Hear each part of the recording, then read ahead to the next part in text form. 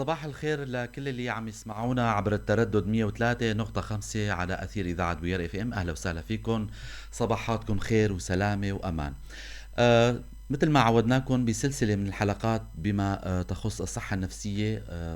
رح نستضيف بكل حلقة مختص نفسي بموضوع معين، واليوم ضيفنا بالاستديو الإخصائي النفسي عبد الكريم الراوي. اسمحوا لنا رحب بضيفنا لحتى نبدأ لقائنا ونشرح لكم شو هو الموضوع.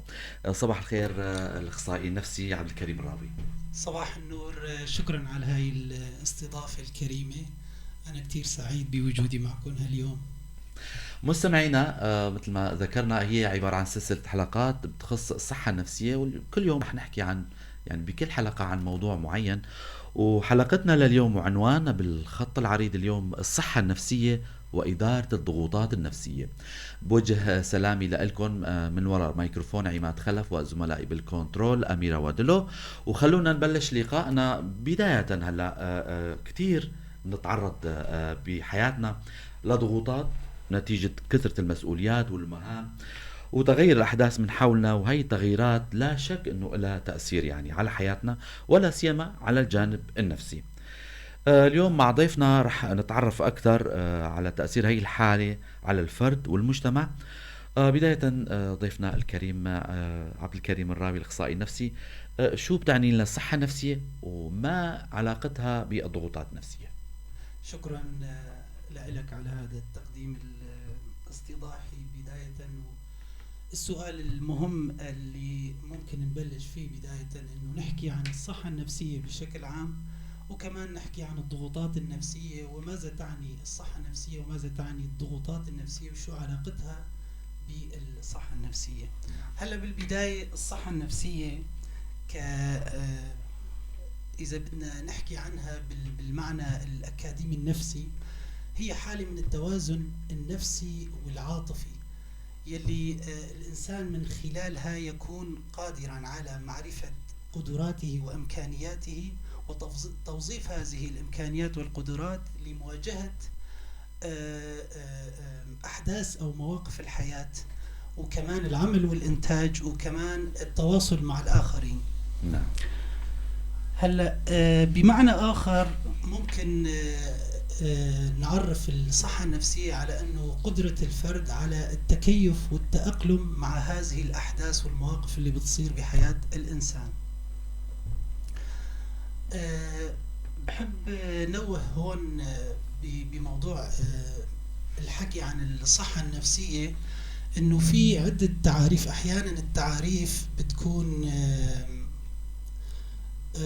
بمفردات مختلفة، مكتوبة بمفردات مختلفة، ولكنها تؤدي نفس المعنى الجوهري للمفهوم العلمي المراد تعريفه. فيذكر ببعض التعاريف أنه الصحة النفسية تعني غياب المرض النفسي، أو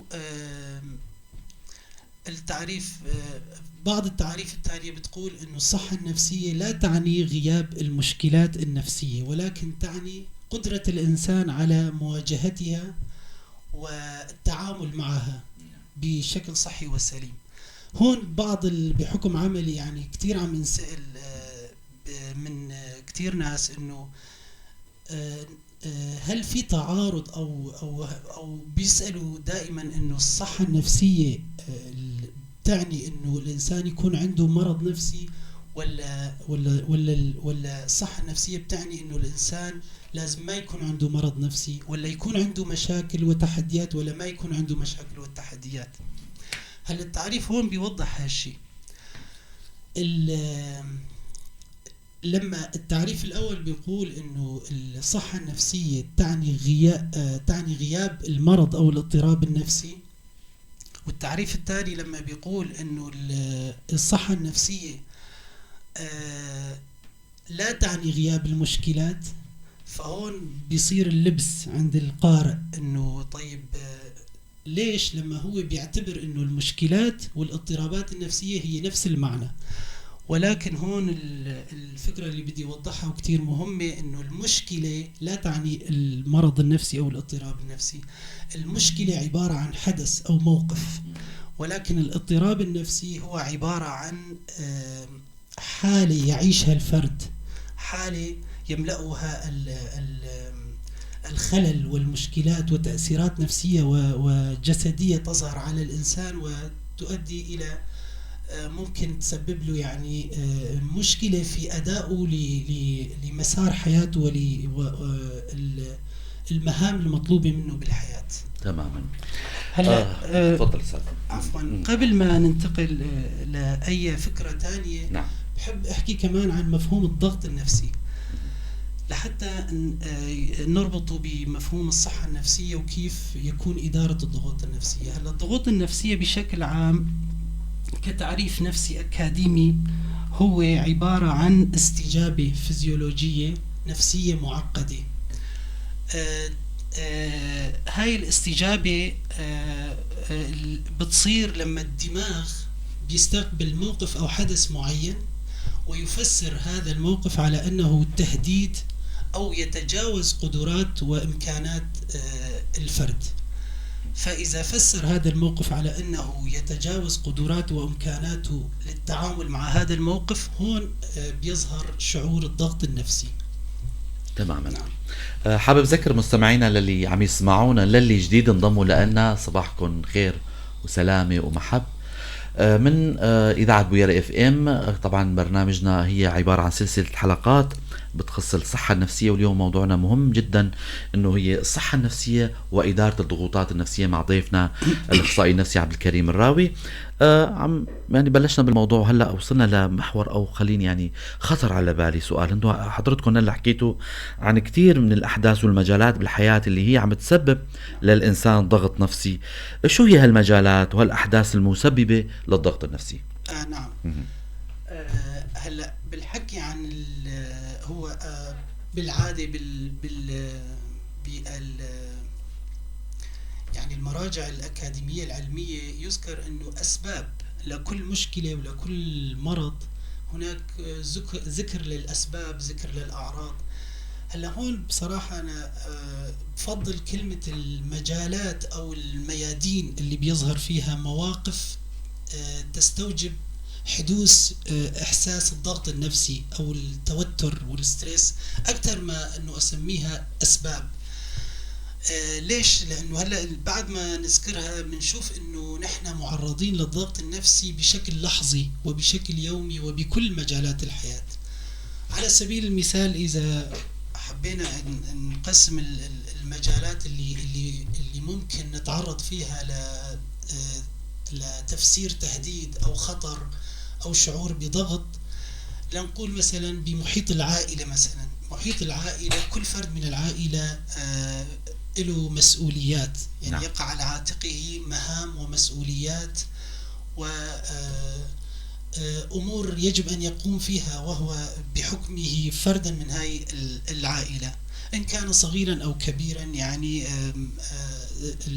النساء والرجال، رب المنزل، ربة تربية الأولاد، الأطفال بحد ذاتهم، حتى يعني حتى الطفل ممكن يتعرض للضغط النفسي. كيف؟ إنه الطفل لما تحدث عنده تغيرات النمو ويتعلم وبيصير مثلا يتعلم ينطق أو بيصير يفرق بين المشاعر، وبيصير عنده بيتطور الجهاز العصبي، نعم. جهاز الدماغ عنده. فكل هاي الأمور ممكن يمر بمواقف تسبب له مثلا مشاعر هيك انزعاج أو ضغط أو غيرة أو من هاي المشاعر. هاي كلها تأتي من شعور الضغط النفسي، شعور التوتر، لأن الدماغ يفسر هذا الحدث على أنه يفوق قدراته وطاقاته فيستجيب لها بشكل متأهب، بشكل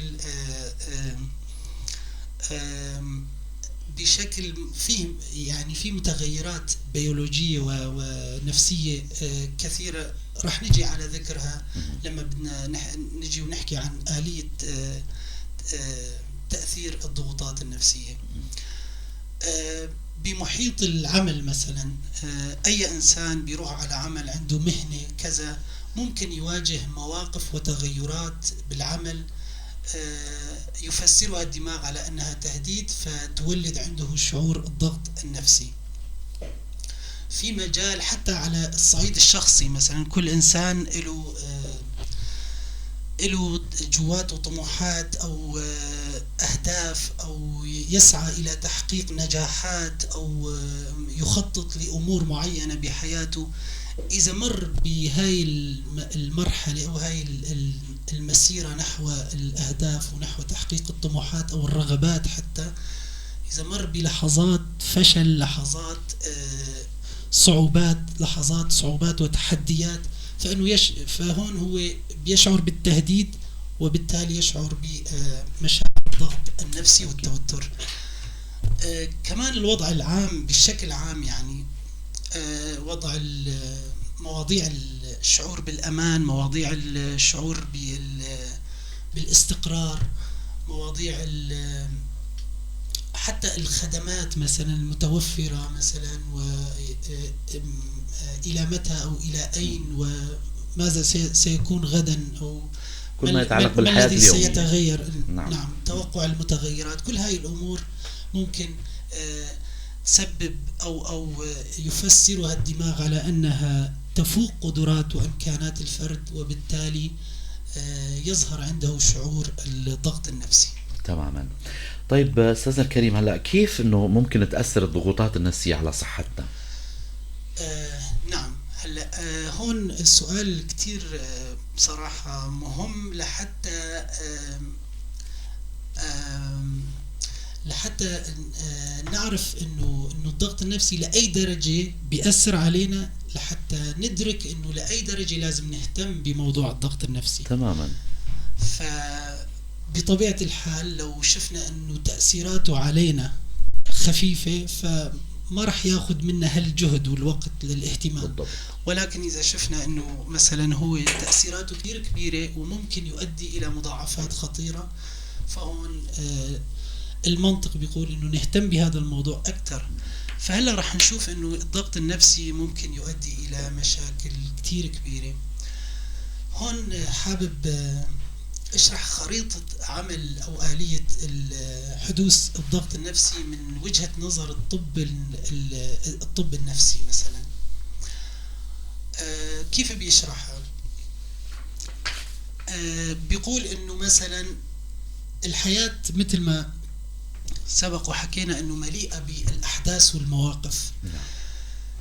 هون الانسان لما بيواجه موقف او تحدي او مشكلة، بيشوف هذا الموقف، الحواس الخمس بيلتقط معلومات من هذا الموقف، او هذا الموقف ممكن يكون عبارة عن فكرة، عن رغبة، عن مهمة بده يؤديها، عن مسؤولية تقع على عاتقه، أي شيء في كل المجالات اللي حكيناها آنفا، مثلا مجال العائلة، التواصل مع الآخرين، مجال العمل.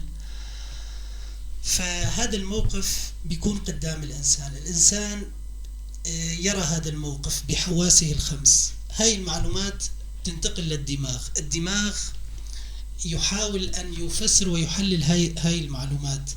المنطقة الأكثر تنشيطا بهاي اللحظة هي اللوزة الدماغية، أو ما تسمى الأميجدالا. جزء من الدماغ تتنشط وتبدأ بتحليل معلومات هذا الموقف. إذا في حال الأميجدالا فسرت هذا الموقف على أنه يفوق قدرات الإنسان على التعامل معه، في هذه الحالة مصطلح علمي عم نقول إنه فسر الموقف على أنه تهديد. فإذا فسر الموقف على أنه تهديد ويزيد عن قدرة الإنسان وإمكانياته على مواجهته والتعامل معه وإدارته، هون يظهر شعور الضغط النفسي. فالأميجدالا بتعطي أوامر للجهاز العصبي الودي، بيصير يتنشط الجهاز العصبي الودي، ومع تنشيط الجهاز العصبي الودي يتم إفراز الأدرينالين وهرمون النور أدرينالين. بإفراز هاي الهرمونات من الغدتين الكظريتين، اللي بيصير هون إنه جسم الإنسان نتيجة هاي التفاعلات البيولوجية، طبعا هاي بتصير بأجزاء قصيرة يعني بلحظية. هاي التفاعلات البيولوجية اللي بتصير بتخلي جسم الإنسان يصير فيه تفاعلات تانية لحتى يواجه الخطر. هاي التفاعلات خطيرة، يعني شو فينا هيك نختصرها بأنه مثلا هي بتصير على مستوى القلب، على مستوى الدم، على مستوى العضلات، على مستوى تدفقات كتيرة. مثلا معدل ضربات القلب بيرتفع. كل هالشي بيصير بنفس اللحظة لما الإنسان يفكر بشيء أو يشوف موقف أو مثلا يتعامل مع إنسان أو صراع اجتماعي، مناقشة مع حدا. صح. بنفس اللحظة بتصير كل هاي التغيرات. تلاقي وجه احمر وفي افراز الادرينالين ايوه، حتى حدقة العين بتتوسع. صح. معدل ضربات القلب بيرتفع. ضغط الدم بيرتفع. الجهاز الهضمي بيصير منخفض الأداء بشكل لحظي يعني. حتى التنفس كتير مهم. التنفس بيصير متسارع جدا، ولكنه كيف متسارع؟ ولكنه يكون سطحي وليس عميق وهادئ يعني باختصار الجسم بيصير بحالة مثل ما تقول تأهب وهجوم وحرب يعني. فهون بتظهر شيء بنسميه انه استجابات الكر والفر او الفايت اور فلايت. يعني الجسم اما يمضي قدما في الموضوع او بينسحب من الموقف، يعني بصير موقف انسحابي. هون في كتير امور تانية بتصير تشتغل. مثلا في غدد تانية بتفوت على الخط. الغدة النخامية بتشتغل. قشرة الغدة الكظرية بتصير تفرز الكورتيزول. والكورتيزول هو الهرمون الرئيسي المرتبط بالضغوطات النفسية. له أهمية كتير كبيرة، لأنه هو الكورتيزول بحد ذاته بيعمل تغيرات بالجسم لحتى يواجه هذه الحالة. الشيء الأساسي اللي بيعمله الكورتيزول إنه عم يزيد معدل الجلوكوز بالدم لحتى يوفر الطاقة اللازمة لكل هاي المتغيرات، لأنه الإنسان كأنه في حالة حرب بهاي اللحظة، فبيلزمه طاقة زيادة لحتى معدل ضربات القلب، لحتى يجاري زيادة معدل ضربات القلب، ويجاري زيادة تدفق الدم للعضلات، ويجاري زيادة أو تسارع التنفس. كل هاي التغيرات البيولوجية بدها طاقة زيادة، فيزيد من معدل الجلوكوز في الدم لحتى يوفر هاي الطاقة. كمان يهيئ الجسم لحتى يكون أكثر فعالية بالمواقف اللي تستدعي الخطر أو التهديد. أيضا من عمل الكورتيزول أنه بينظم الالتهاب وبيستجيب استجابة مناعية، ولكن بتكون لحظية. إذا المشكلة هون أنه إذا ازداد ارتفاع الكورتيزول بالدم نتيجة زيادة تعرض الإنسان للضغط النفسي، فهون تظهر عندنا كتير مشاكل بالصحة بصراحة. شلون هي؟ أنه ممكن جهاز المناعة يصير يضعف، ممكن يظهر عندنا اضطرابات بالنوم، ممكن يعني كل هاي الأمور ممكنة إذا زادت مدة وشدة التعرض للضغط النفسي، وبالتالي زيادة نسبة الكورتيزول. هذا الشيء لما بيزداد أو بيدخل بمرحلة اللي بنسميها مرحلة المزمن، يعني يصير الضغط النفسي مزمن شديد وطويل الأمد. فهون ارتفاع الكورتيزول ممكن يسبب مثل ما حكينا ضعف جهاز مناعة، ممكن اضطرابات نوم، ممكن مشاكل بالتركيز والذاكرة، ممكن حتى ارتفاع بضغط الدم، وحتى أمراض القلب ممكن. في احتمالية لإصابة الإنسان بمرض السكري من النوع الثاني. هلأ هون كتير مهم. هلأ هون صار عندنا مثلا إحساس إنه موضوع الضغط النفسي مو بسيط أبدا. صح. لأنه حتى ممكن الضغط النفسي المزمن ممكن يؤدي إلى القلق والاكتئاب، يعني حدوث أمراض نفسية حتى، مثل ما ممكن يؤدي إلى أمراض جسدية من أمراض القلب والسكري وارتفاع ضغط الدم وإلى ما هنالك مما ذكرناه آنفا. إذن هو الموضوع كبير وما أنه صغير بهالحجم اللي الناس ممكن انه يتطلعوا عليه. طب هلا ضيفنا الكريم الاخصائي النفسي عبد الكريم الراوي، انه واضح من حكيكم انه الضغوطات النفسيه لها تاثير سلبي على الصحه بشكل عام. طيب كيف ممكن انه نواجه او نخفف من هالتاثيرات هاي؟ نعم، سؤال مهم جدا. هلا نحن حكينا انه الضغط النفسي،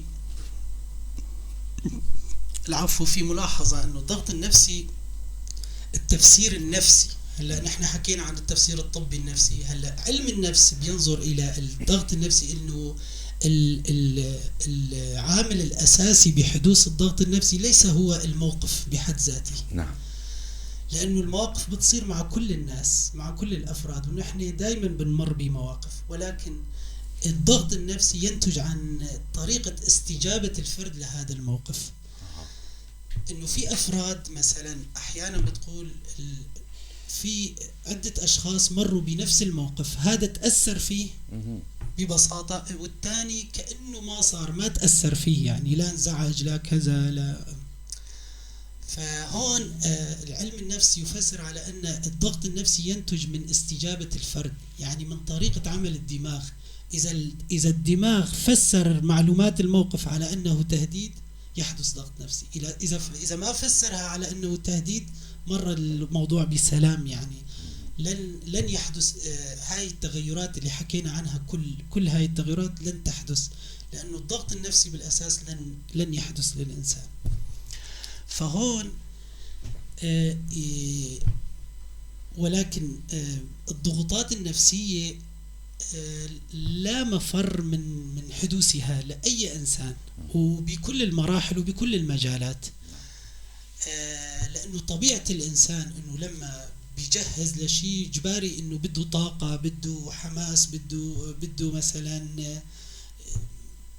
لابد أثبتت الدراسات أنه أغلب الناس بتتعرض للضغوطات، أو كل الناس يمكن تتعرض لضغوطات نفسية يعني بدرجات متفاوتة، ولكن الدرجات الخفيفة منها فينا نتعامل معها باتباع بعض الاستراتيجيات اللي ممكن تفيدنا كتير بموضوع الوقاية، وكمان بموضوع تخفيف آثار الضغوطات النفسية.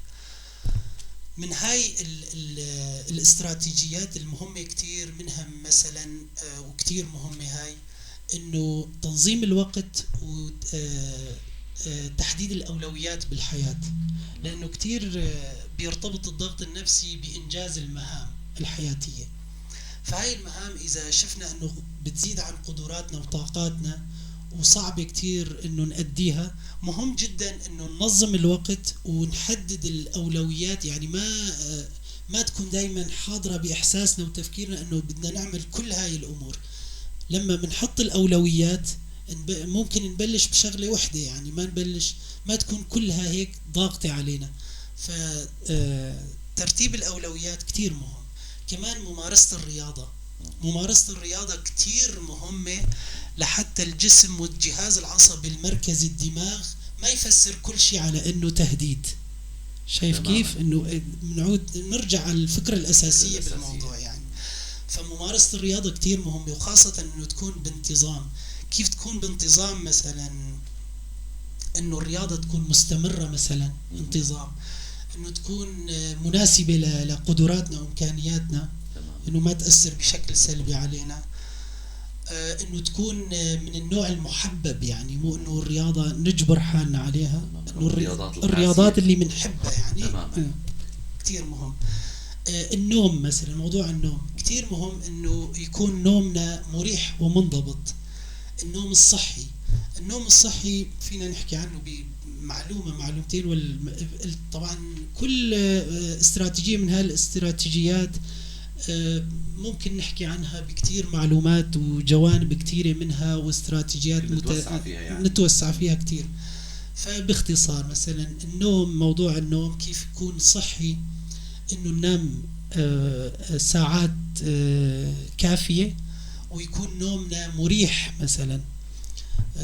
مو بس تكون ساعات كافية، يعني نوعية النوم كمان لها أهمية كتير كبيرة. يعني النوم لازم يكون منضبط كما ونوعا يعني.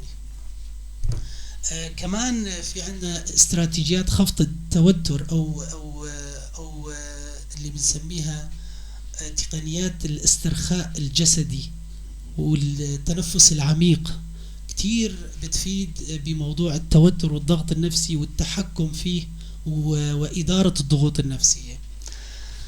في عندنا كمان التحدث مع أشخاص من محيطنا، يكونوا أشخاص بنفهمهم بيفهمونا، بيكونوا مصدر ثقة مثلا، إنه مع أي شيء بنمر فيه وبنحس إنه صعب علينا، فنروح لأحد الأصدقاء الموثوقين ونحكي لهم يعني.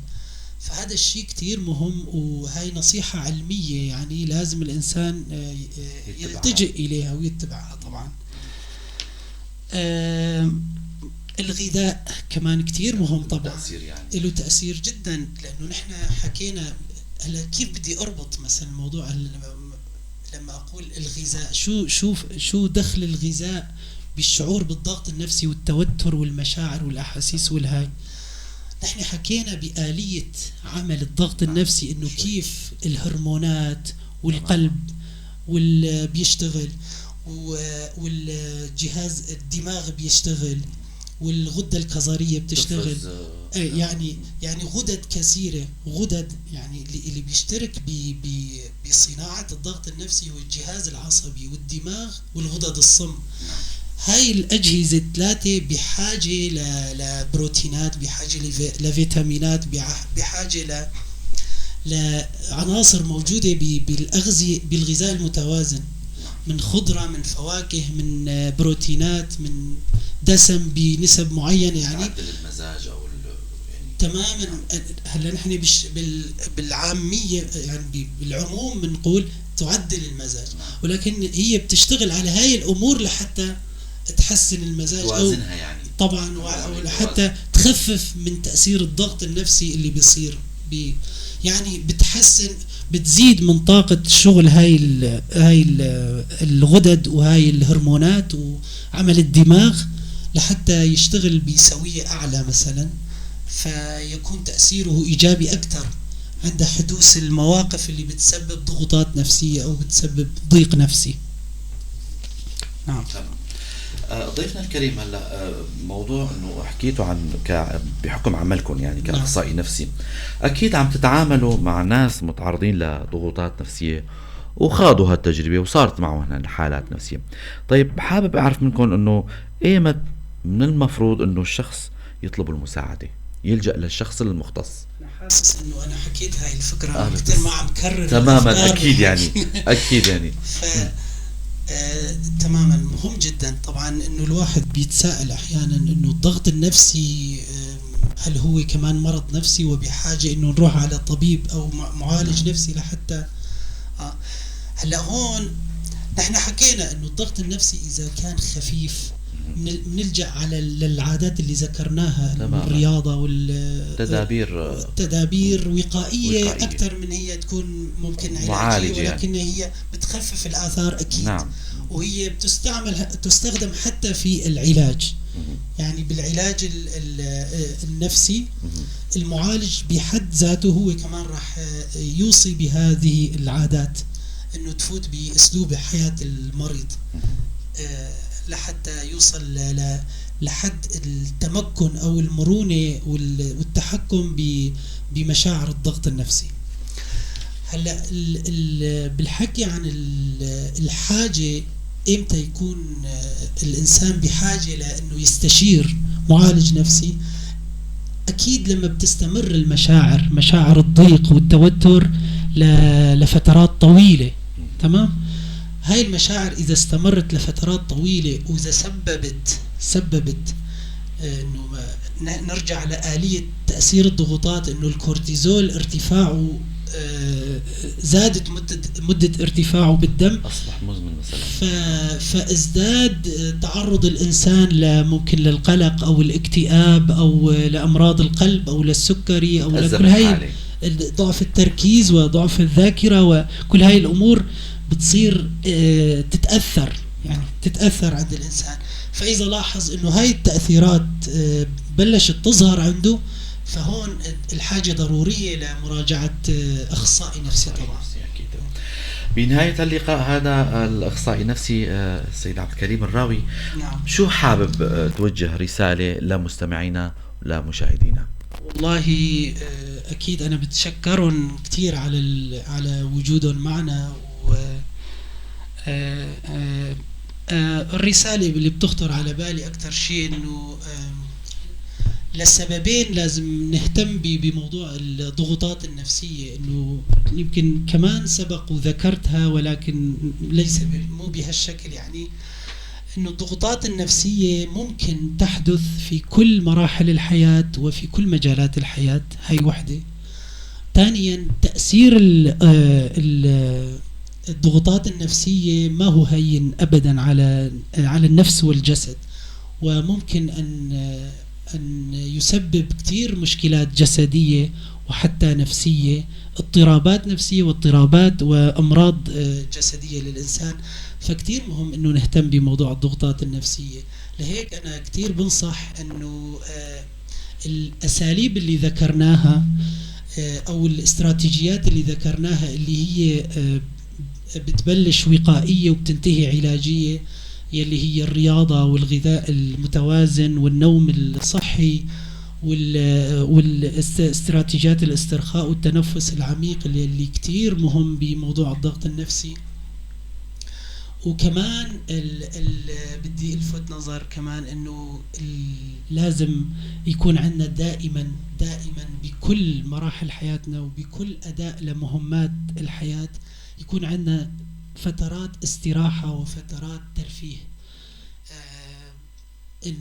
يعني بغض النظر إن كانت فترات استراحة أو ترفيه قصيرة المدى أو حتى يكون مخطط لها وتكون يعني ممكن تبلش ممكن تكون فنجان قهوة أو شرب كاسة شاي، وممكن تكون رحلات ترفيهية أو تواصلات شوي أعقد. طبعا مهمة جدا، يعني لازم تكون جزء، لازم تكون برأيي يعني أنا لازم تكون مقدسة جدا. يعني ضمن مخطط وبرنامج يعني لازم يكون يعني وقت الاستراحة للاستراحة بس. تماما.